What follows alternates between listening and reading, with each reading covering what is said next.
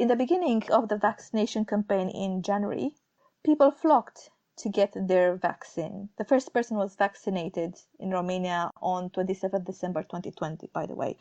I think it was one of the highest vaccine uptakes in Europe. The message was driven by doctors and science-based professionals, and then the message was somehow hijacked by politicians and some very loud, isolated anti-vaxxers who gained popularity on telly.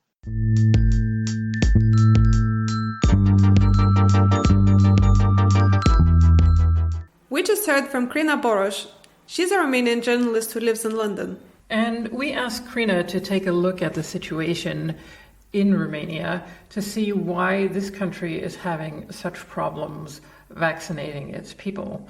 As of this recording, in mid-December, just about 40% of Romanians have had 2 jabs of the corona vaccine.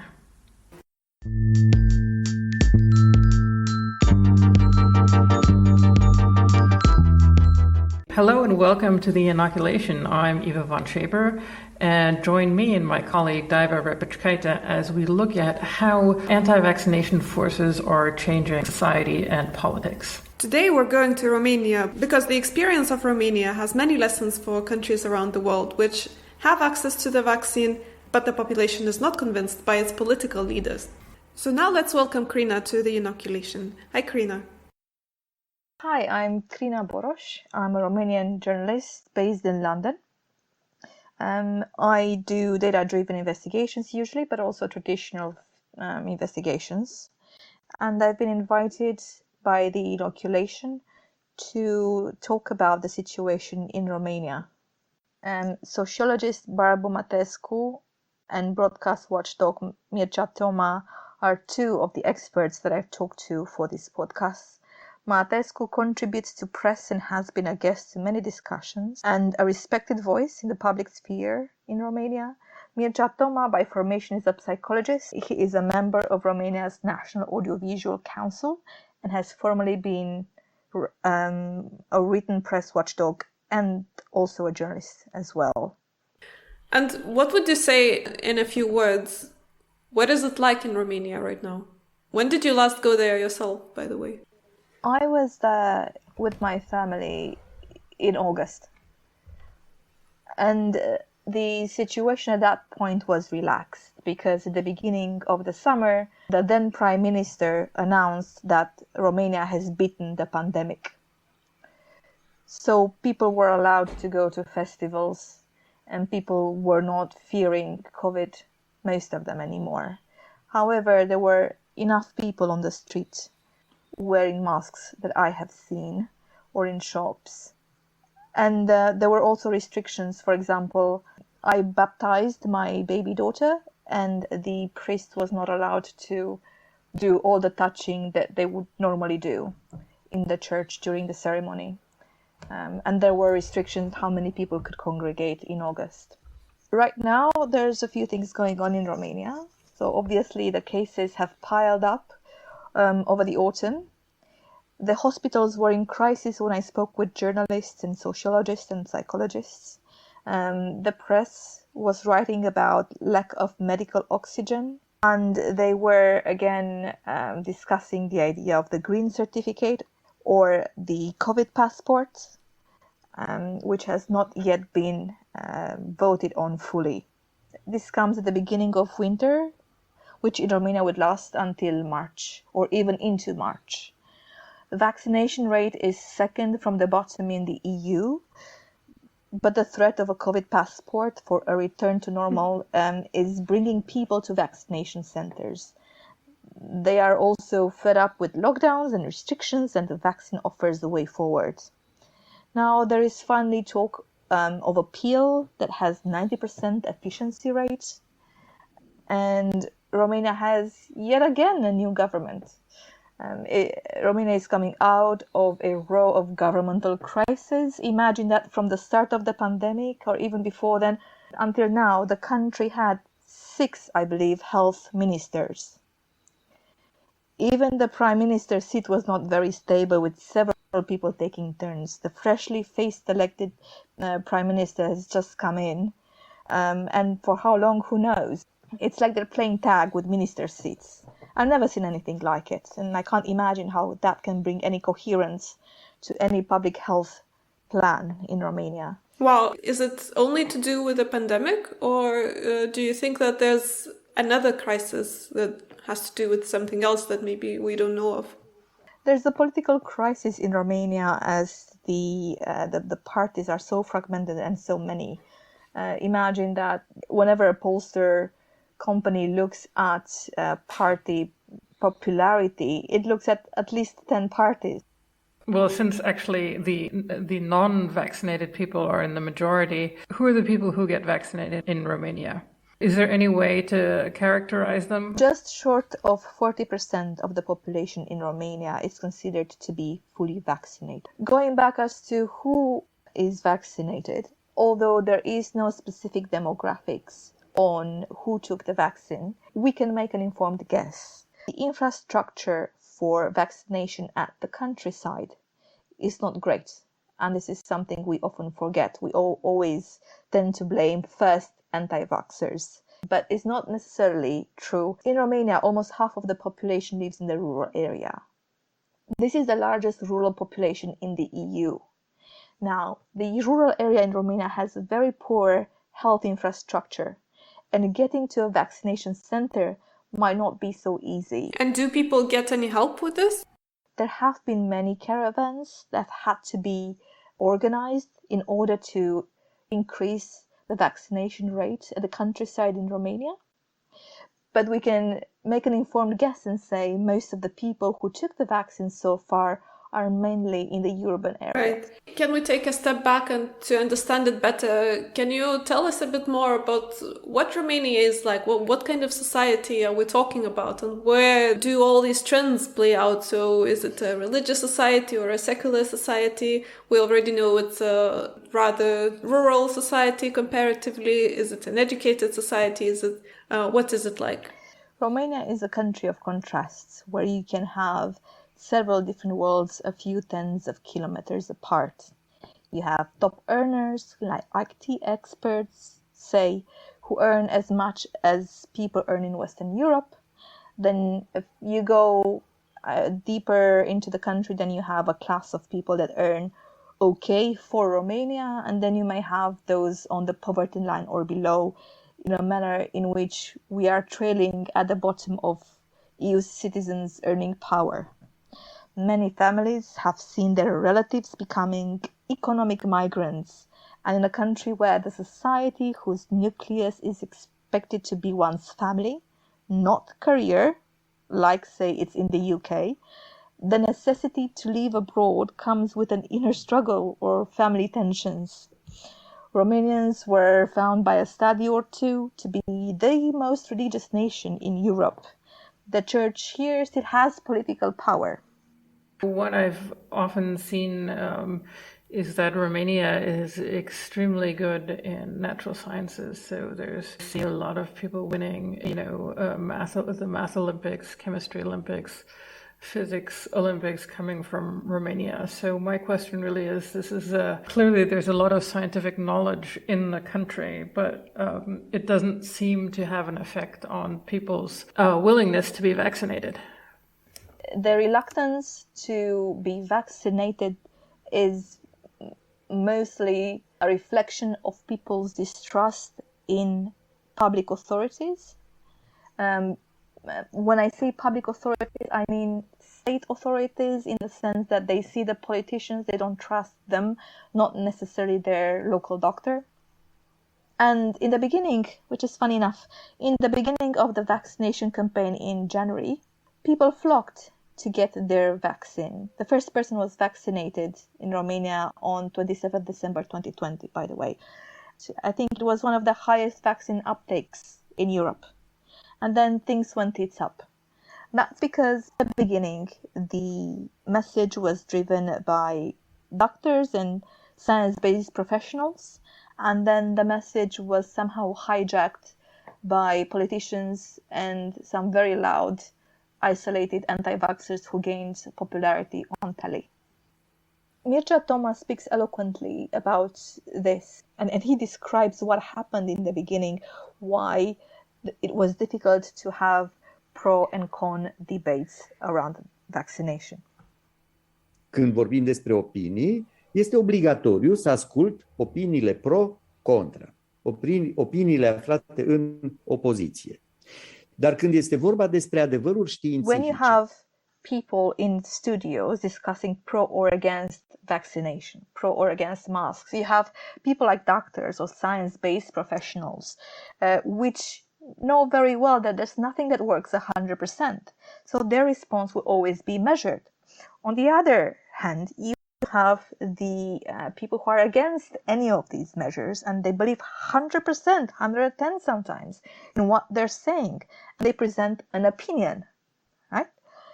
And it was an unfair dynamic because the doctors or science-based professionals could not compete with the loud voices who believed fully in their opinions, and it made the medical profession and their colleagues look weak. And this undermined, in a way, the trust people could have in getting the vaccines, in doing what the government told them to do to protect themselves. So what they did was to bring in only people who were pro-vaccination or against vaccination or pro-masks or anti, or people who were pro or people who were against, so everyone presented their opinion without having to interact with each other. It was seen as a non-healthy cocktail, if you'd like.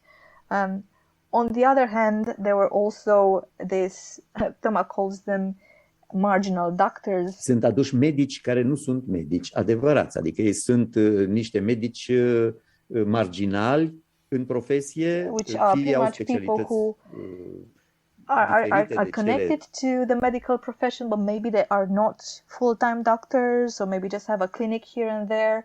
Somehow they managed to have deals with TV shows where they were a permanent guest there. They became part of the furniture, and when you endorse such a person, they somehow gain credentials, and people start to trust them and to listen to them anyway, right?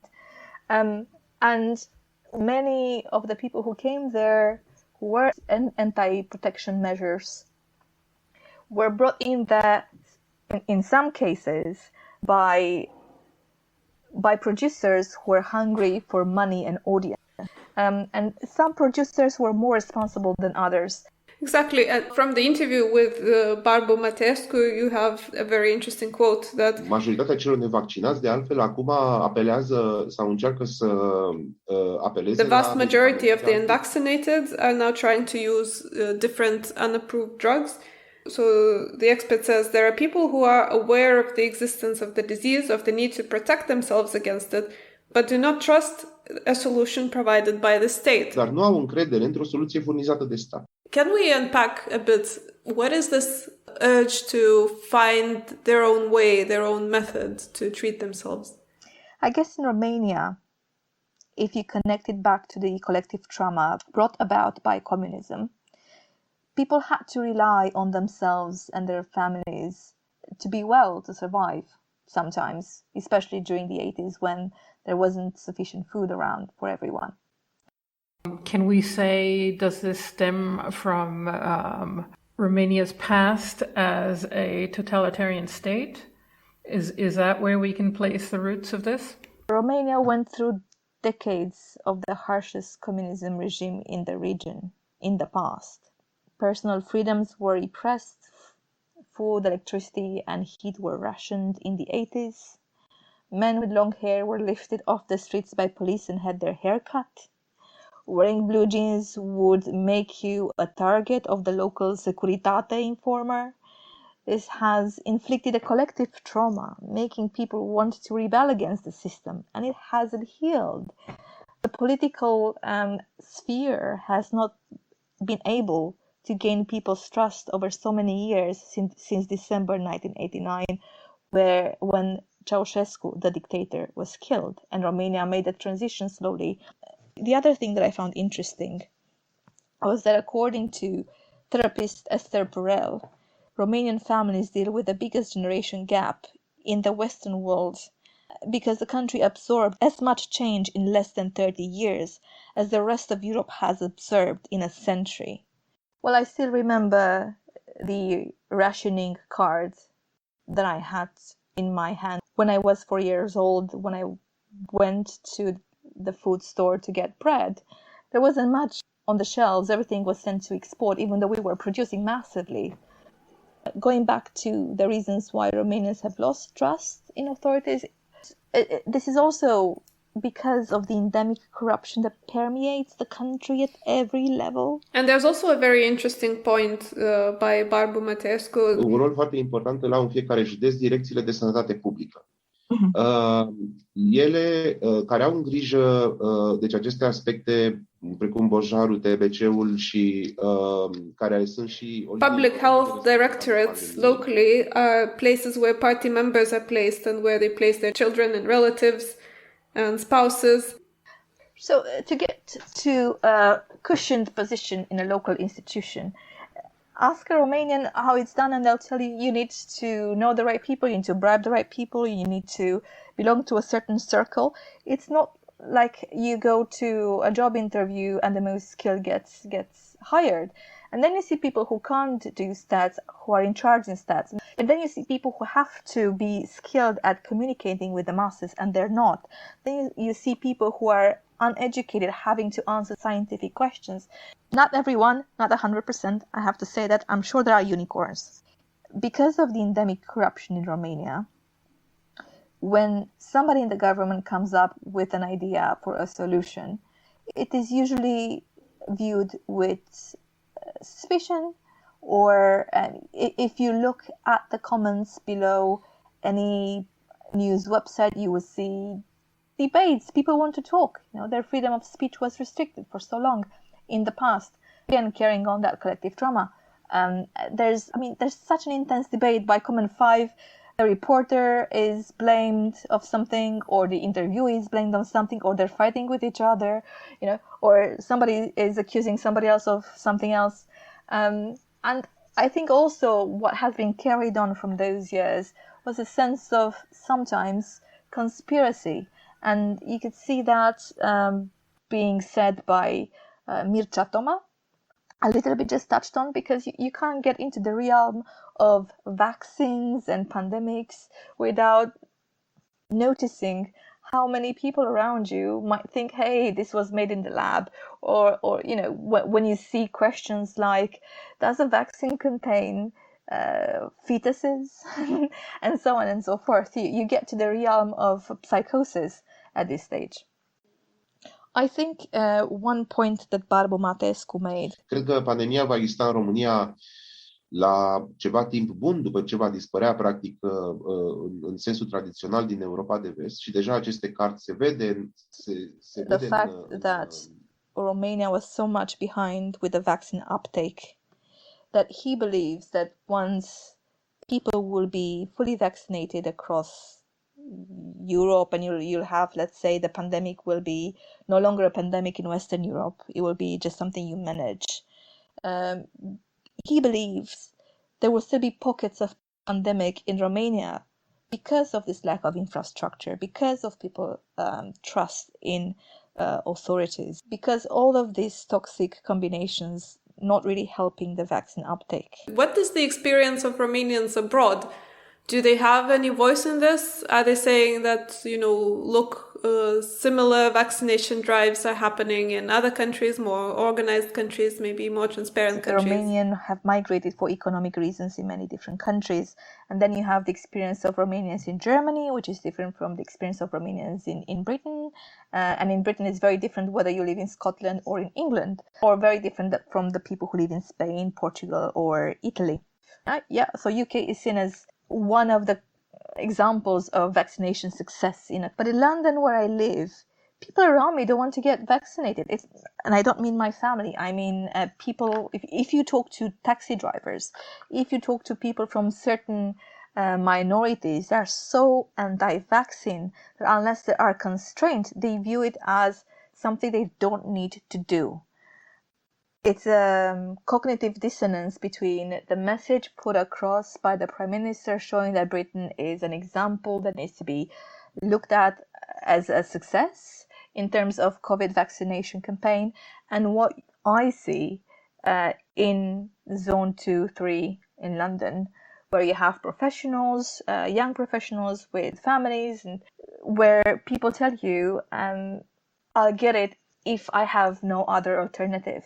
In terms of what Romanians would bring home from here is, again, a sentiment of lack of clarity, but I can't speak for them. I think. Okay, so my question, maybe it's difficult to answer as well. Question is really, is this anti-vaccine sentiment something that's coming from Romania to the Romanian community in London, for example? So there are many Romanian households in Britain, let's say, that would watch Romanian telly, and they would be influenced by their feelings towards what's being said or shown. There are also people who have jobs where they have to travel quite a bit. And then it's not a matter of choice. If they want to put bread on their table, they have to take the vaccine, right? If you're in social care, if you're in a hospital, if you're working in a nursery, and so on, if you want to keep your job, or keep the job as it is, you need to be vaccinated. A requirement, in the sense that, hey, you are a vulnerable group. You need to get vaccinated. So it's seen as a duty of care from the employer towards the employee, right? To make sure that if you're in a vulnerable group of professionals, you have first access to vaccine. And I've seen families where the child, let's say he is 30, in his 30s, and his mom is much older, let's say just hitting end of her 60s, and he is vaccinated and she isn't. And she tends to get into this whole debate around, was it or was not man-made, or why should I get vaccinated? And it hasn't happened to me. Look, it happened to my sister. She's 75 and she didn't die. And why should I get vaccinated? It's not that bad. One thing that Mircea Toma said, which I found striking, because I didn't hear anyone else saying it before. This is with regards to people's opinion on telly. He said that if this is a scientifically proven fact, i.e. the vaccine works, it's not okay to have a pro and against discussion with somebody who doesn't believe, with somebody whose opinion you raise at the same level as a scientifically proven fact. It's a toxic combination that undermines the credibility of a scientifically proven fact. How can somebody's opinion be treated in the same way as a scientifically proven fact? You can't have shows with pro and against if you're going to bring anti-vaxxers who have opinions, who have no scientifically proven facts. Yes, I have to say it's quite fascinating. I really like it. And one thing that both Toma and Mateescu said it worked were press materials of any sorts that showed the situation in hospitals, that described what families went through when somebody got sick with COVID and died or maybe recovered, when they showed the reality of the lives of the doctors and nurses that were dealing with it, the burnout. Putting a human face on the pandemic is what resonated with people, and they understood what the danger was. Numbers are abstract. Politicians are not to be believed. Pro and con debates are not leading anywhere, but actually seeing the reality in the press, reading it, seeing it, hearing it, it made people sensitive to what was going on actually in the society whilst they were locked away or in lockdown. So basically making the stories more human, making the people affected more, showing their human side was something that worked in Romania. This is good news for a society that had been through the harsh regime of communism, because it still retained its empathy. But the fact is, when the press started to pour articles of human interest, with human faces, with human drama, showing what went on behind the scenes, this is what people resonated with, not the stats and not the rules and not the politicians. Another thing that happened with them in mass media, or that didn't happen most notably, is that all sorts of firms and NGOs produced little clips encouraging vaccination that were really cute clips. Now, those clips were never released. I think they had to go through a government filter, and they were never released. What was released were images with a politician or others saying, "Hey, I'm getting the vaccine." And people did not respond to it because they don't trust politicians. Excellent. Thank you, Crina. Thank you very much for inviting me, and I hope this is useful to some extent to the people who listen to it. And as always, I wanted to remind all our listeners that everything we talked about and everything that's based on a study is going to be linked in the show notes. So please take a look if you want to know more. And we'll also add a transcript of the show to our website, www.theinoculation.com, if you want to read the transcript. Please subscribe to our newsletter. The link is in the show notes. You can follow us on Facebook, YouTube, Instagram, and Twitter. And you can listen to our podcast wherever you like to listen to podcasts. That's all from us. Bye for now. Bye.